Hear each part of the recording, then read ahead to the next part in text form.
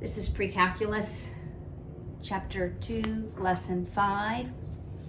I'm on page 118. So this entire lesson is on inequalities.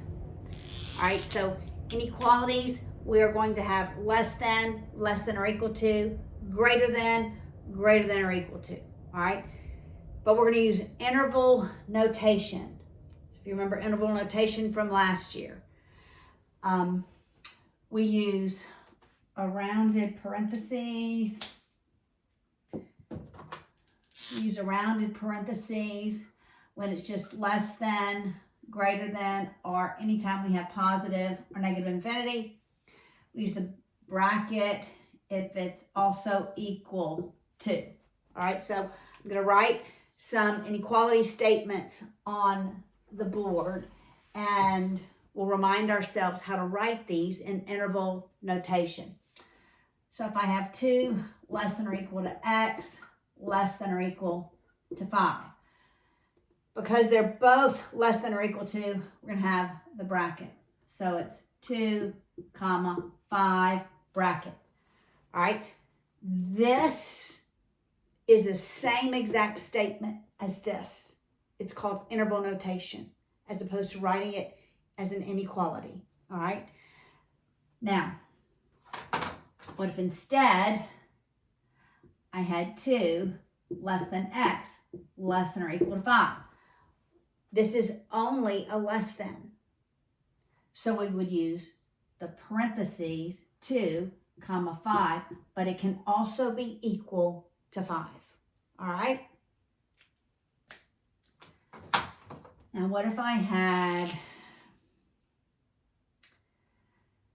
2 less than or equal to x, less than 5? Now we're less than or equal to 2, so I would start with a bracket, 5, and a parentheses.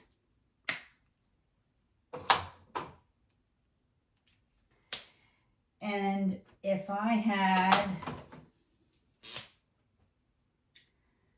2 less than x, less than 5, then both of them would be parentheses.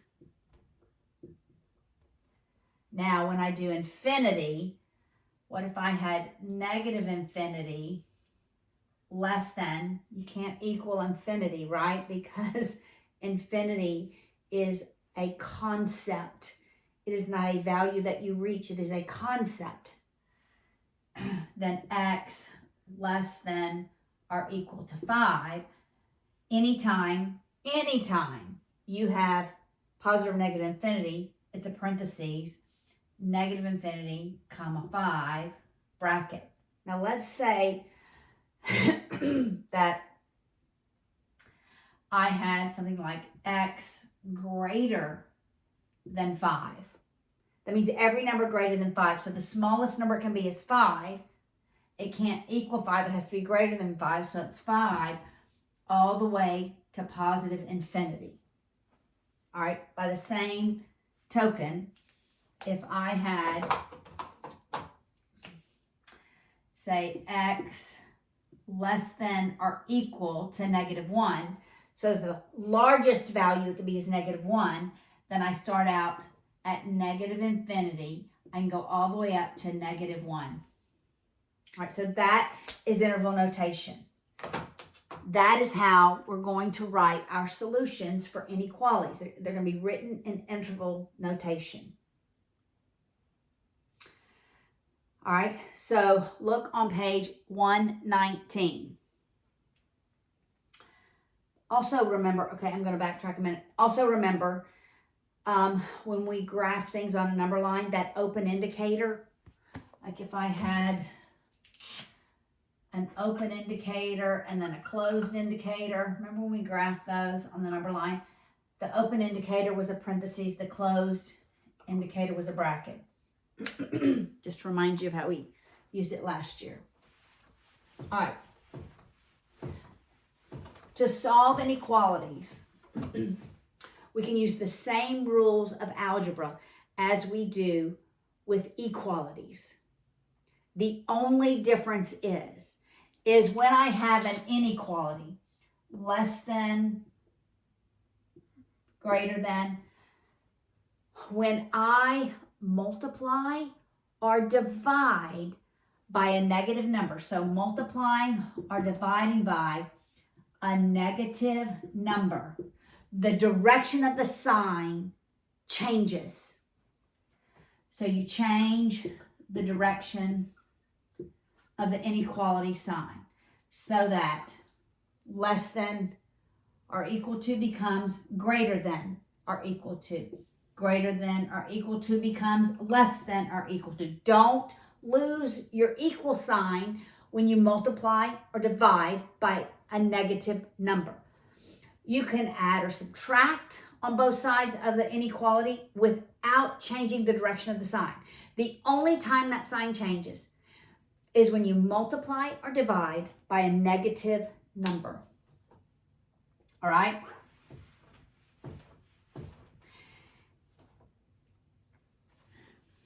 All right, so how do we solve linear inequalities? So we're going to begin with linear, then we're going to go to higher degree equations.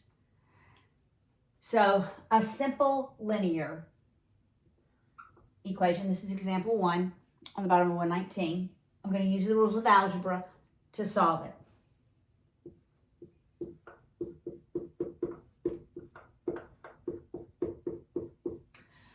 All right, this is called a compound linear inequality. All right, there are actually 2 inequalities. It's 2 is less than or equal to 3x plus 5, and 3x plus 5 is less than 2x plus 11. All right, so when I have x's in more than one position, I have to solve it as a compound and write separate inequalities. So I'm going to write 2 inequalities. 2 less than or equal to 3x plus 5. And, remember, and you're thinking is a conjunction or is a disjunction, right? And 3x plus 5 less than 2x plus 11. That I solve it just like I do an equality unless I'm dividing or multiplying by a negative number. So I'm going to subtract 5 on both sides. I have 3x greater than or equal to negative 3. Then I divide by 3. I have x greater than or equal to negative 1. So the value of x has to be greater than or equal to negative 1. And let's solve this side. I'm going to subtract 2x from both sides. I have x. I'm going to move the 5 over in the same. Subtract 5. X less than 6. Okay, I can write this as a conjunction. Negative 1 less than or equal to x less than 6, but I want to write it in interval notation. In interval notation, it's 1, 6. Bracket, parentheses, because it can equal 6. You'd have a closed indicator at, negative 1. You'd have a closed indicator at negative 1. There would be an open indicator at 6 because it cannot equal 6. All right, so let's just look at this. All right, that's negative 1. That's 6. You'd have a closed indicator. You'd have an open indicator. All right, so think about this. It cannot equal 6, but it can equal 5.99999. Got it? So the largest value it can be is ever so close to 6, but not 6. The largest value it can be is not 5, because there are a lot of rational numbers between 5 and 6, and even irrational numbers. Okay? Got it? All right. That's example 1. Example 2 looks different. Remember, example 1 had an x in the middle and an x on the far right. So I had to work it as a conjunction, as a compound. inequality. This compound, I don't have to work that way. There is only an X in the middle. When there is only an X in the middle, I can work it as one inequality, all right? It is two inequalities. It's that and that, but I don't have to separate them. I want the middle to end up looking like just X. But whatever operation I do to the middle, I have to do on both sides, all right? So watch this. I subtract 3 everywhere. Remember, subtracting doesn't change the direction of that inequality. So then I have 1 less than negative 5x less than 15. Okay, now I'm going to be dividing by a negative number. Dividing by a negative number changes the direction of those signs, but all I'm left with in the middle is x, negative 1/5, negative 3.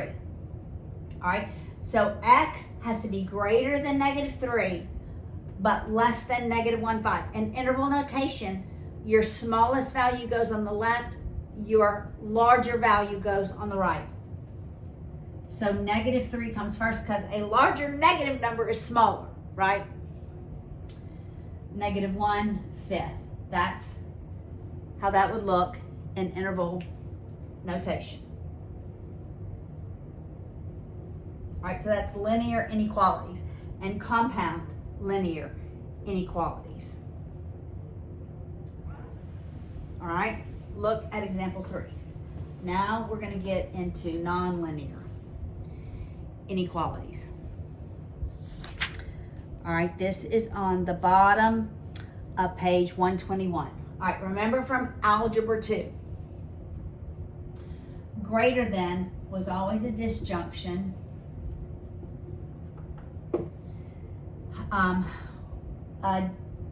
And less than was a conjunction. All right. So what's the difference? A disjunction. So if I have something has to be greater than, and these are nonlinear, all right, let's just look at a parabola.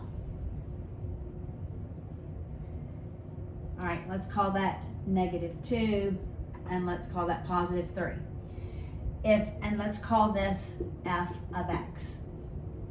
All right, if I asked you, when is this function greater than 0? You should think disjunction. And this is really, when is the y value of this function greater than 0? So this is above, all solutions above the x-axis. That's why it's a disjunction. It's from here up and here up. So it would be all the way negative infinity, it's only greater than, to negative 2. So we'd have a parentheses, and it goes from 3 to positive infinity. If I asked you, when is this function less than 0, that's every place where the y value is less than 0. That's below the x-axis. And that's a conjunction. It's from negative 2 to positive 3. All right, so that's why we have greater than being a disjunction. It's two separate solutions that are disjointed, and the less than is that part that's together below the x-axis, all right? All right, so remember that as we are solving these problems, all right? So look at example 3. We have x to the 4th plus 10x cubed plus 21x squared greater than 40x plus 80. To solve it, I would set it to 0. So I'm going to move these two terms to the left through subtraction. So it's x to the 4th plus 10x cubed plus 21x squared minus 40x minus 80 greater than 0. Greater than, I'm thinking disjunction, all right? You would put this y sub 1, find your zeros. Second, trace 0. All right, it's graphed. I'm going to draw a rough sketch of the graph. All right, so this is -2, but it crosses about here, and this is 2, and it crosses about here.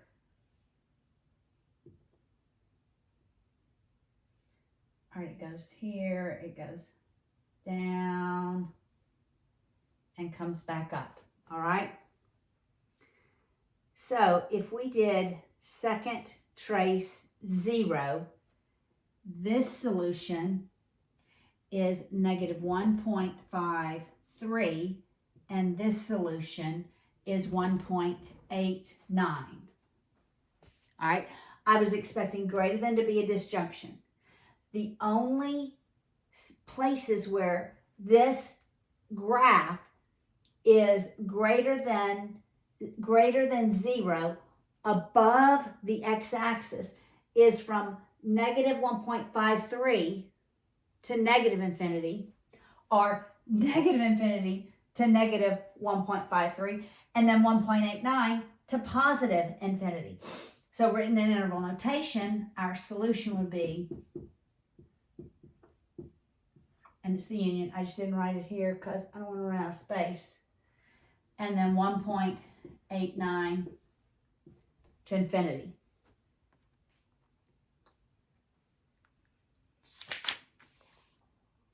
All right?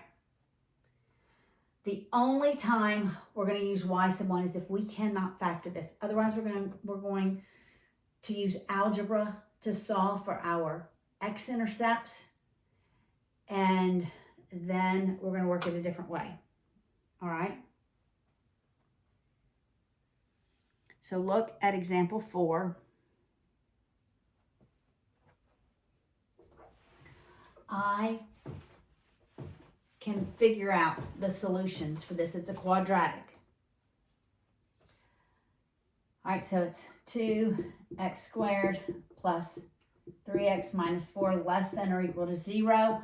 I'm thinking a conjunction. I'm going to have one interval notation, and I can't come up with factors of -8 such that we add them and they're 3. So I would use the quadratic. X is the opposite of b, plus minus the square root of b squared minus 4ac all over 2a, which is 2 column. All right, so x is, I'm just going to look in their solution, it's -3 plus minus square root of 41 over 4. So it's plus and it's minus, all right? So the minus is going to be your smaller value, and your plus is going to be the bigger value. Is that kind of logical? And so I'm expecting a conjunction, and it's greater than or equal to, so I'm writing it with the brackets. So the smallest number is -3 minus square root of 41 over 4, and then minus 3 plus square root 41 over 4, including those. The less than told me it was a conjunction. Less than is below the x-axis. This is a quadratic. It opens up.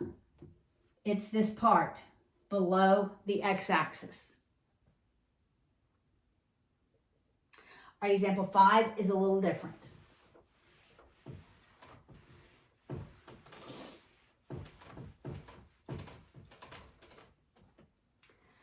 All right, example 5 is x plus 5, x minus 2 to the 6th power, and x minus 8 less than or equal to 0. All right. Now, we look at our zeros. All right. So we have -5, we have 2, and we have 8. So something happens at all of those zeros. All right. So I'm going to, we did this last year. This is to the 6th power. So regardless what I put in for x, I got to think that's to the 6th power. All right, that's to the 1st power. That's to the 1st power. So remember, I draw this little number line. I look at what happens. Something happens at each of those values because it crosses the x-axis. So it goes below it or above it at those values. All right. And I look at the intervals that are created here. These intervals. Here, here, here, and here. All right, so something happens. Either it's below it, it goes above it, or it's above it, it goes below it. All right. In order for this to be less than 0, these multiplied have to give me a negative value. So I just decide, pick numbers, a number less than -5. So I'm going to pick -6. Do you remember doing this last year? I pick a value between -5 and 2. I'm just going to pick 0. I pick a value between 2 and 8. It doesn't matter. I'll pick 5. And greater than 8, I'll pick 10. It doesn't matter. It's just got to be in those intervals, all right? If, when I multiply these, I get a negative number, then it's below the x-axis, okay? All right, so when I substitute -6 into x plus 5, I get a negative number. When I substitute -6 here, it's a negative number, but it's to the 6th power, so it's positive. When I substitute -6 into this term, I get a negative number. So that actually is above the x-axis. It is not below the x-axis. It's not less than 0. It's greater than 0. Because a negative times positive gives me a positive.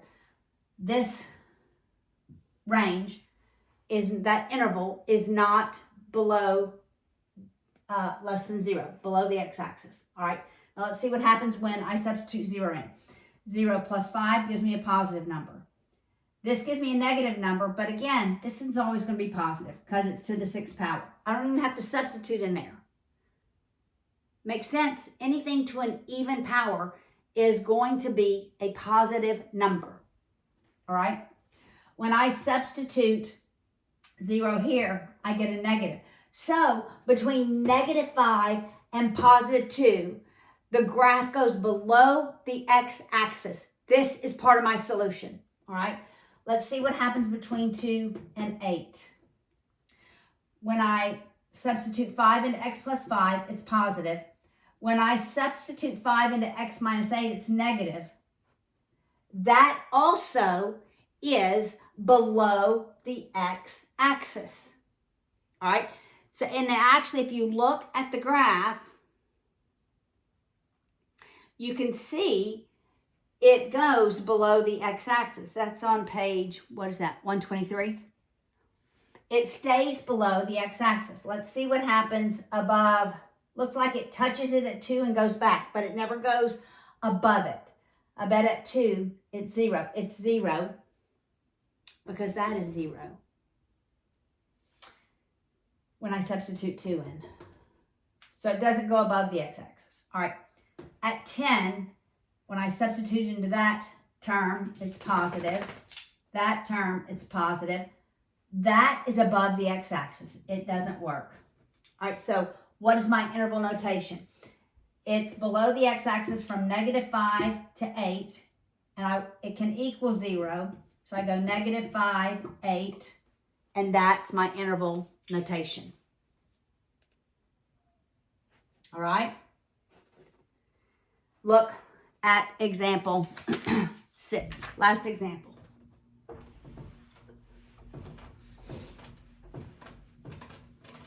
All right.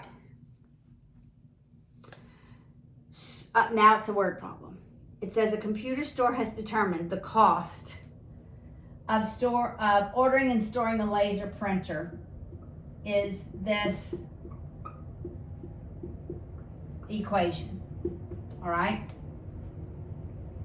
If the delivery truck can bring at most 450 printers per order, how many printers should be ordered to keep the cost below $1,600? All right, so our cost is going to be $1,600. We don't want the cost to go above that. All right, so this has to be less than the $1,600. All right, so we have an inequality. 1,600 has to be greater than 2x plus 300,000 over x. I'm going to flip it so we see it as a conjunction. I'm going to put the 2x plus 300,000 over x has to be less than the 1,600. See, because now I'm thinking conjunction. All right, I'm going to subtract that 1,600. You set it to 0. 2x plus 300,000 divided by x minus 1,600 less than 0. So I'm thinking conjunction. I can graph this in my calculator, and the solutions, the most that it said it could bring was 400, right? No, 450. 450, so that's going to be the most that can be ordered.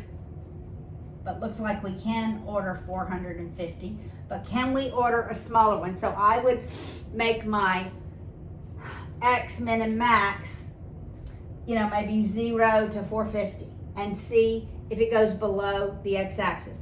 And if you look on the top of page 124, it does. And if you did second trace intersect, if you look, that's where it goes below, and that's at 300 printers. All right, and so the solution would be between 300 up to 450. Well, I bet 450, it probably can equal 450. Unless I substituted 450 in here and it was greater than, then I'd have to do parentheses.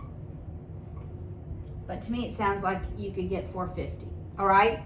Now, I would like to look at some homework, but I'm going to make a separate video for that.